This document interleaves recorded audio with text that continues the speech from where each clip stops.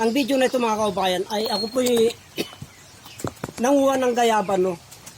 Kasi po gagawa po ako ng gamot sa ubo dahil may ubo nga po ako.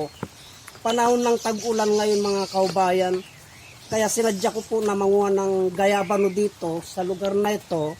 Ngunit may nadaanan po akong itong puno na ito.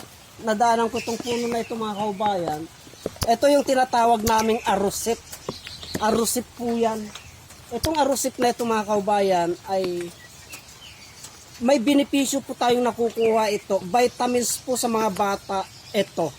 Wala pong iniwan sa bignay yan. Parang bignay po. Itong puno na ito. Ito po yung kinahaluan po namin ng honeybee. Yung bunga niya, yung katas niya, pag hinog. Ito po yung mga kaubayan, no, nabali. Nabali po ito. Ang dami niyang bunga.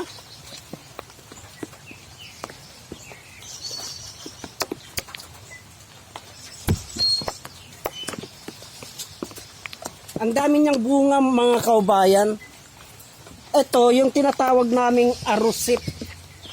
Arusip po ito. Itong arusip na ito, pag hinog po ito, ay kumukuha po kami ng marami at ginagawa naming vitamins pampalakas ng baga sa mga bata pag nahinog po. Kaso bubot pa po itong mga kaubayan, no? Hindi pa po pwede. Ang proseso ng paggamit nito ay kinakatas po namin ito at kinuha po namin yung katas niya, linuluto po namin at hinaluan po namin ng honeybee. Honeybee po, pampalakas po sa mga bata yan. Pag ganitong hilaw po, pag hilaw po na ito nung naganyan yan mga kaubayan, katulad po nito, hilaw oh, ang asim.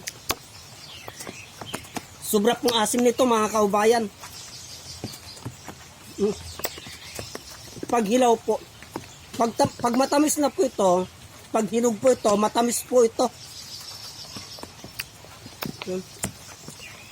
Napakalaking puno yan mga kaubayan.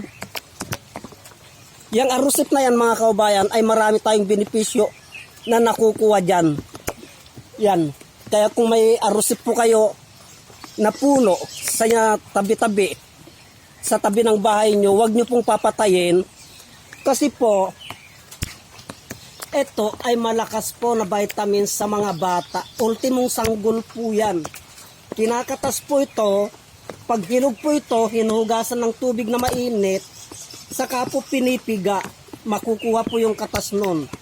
Ngayon, yung katas nun, pag nakakuha ka po ng isang bote na ganon, yung katas nun, iluluto mo po yun. Iluluto mo po yun. Pag naluto na yun, haluan po ninyo ng honeybee. Haluan ninyo ng honeybee. Napakalakas po na vitamins sa mga bata. Itong arusip na itong puno na ito ay malaki po. Ayan po. Yan. Malaki po yung puno na yan mga kaubayan. Marami pong bunga yan. Kaya pag yung hinog na po yan, ay marami ka pong makukuhang katas niyan mga kaubayan. Hindi lang po isang balde ang makukuha mong katas niyan. So ibig sabihin, pag nakakuha ka ng maraming katas yan, yung arusip na yan, at ginawa mong gamot, yung isang balde na yun mga kaubayan, hindi lang isang balde niyan dahil ang laking puno yan. Pag ginawa mo pong vitamins yan, halamang gamot ng mga bata, ay marami po yun. Baka daang bote po yan, marami po yan. Yung bote po na kasing laki po ng ketchup, o yung kasing laki ng lalagyan ng mantika, o yung kasing laki ng mineral water na maliit, marami ka na pong makukuha niyan mga kaubayan na katas niyan. Ganyan po,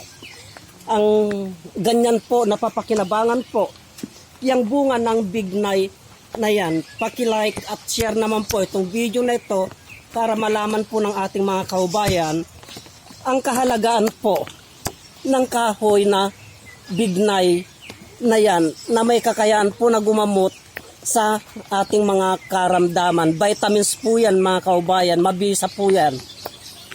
Na vitamins pampalakas ng baga sa mga bata. Marami pong salamat.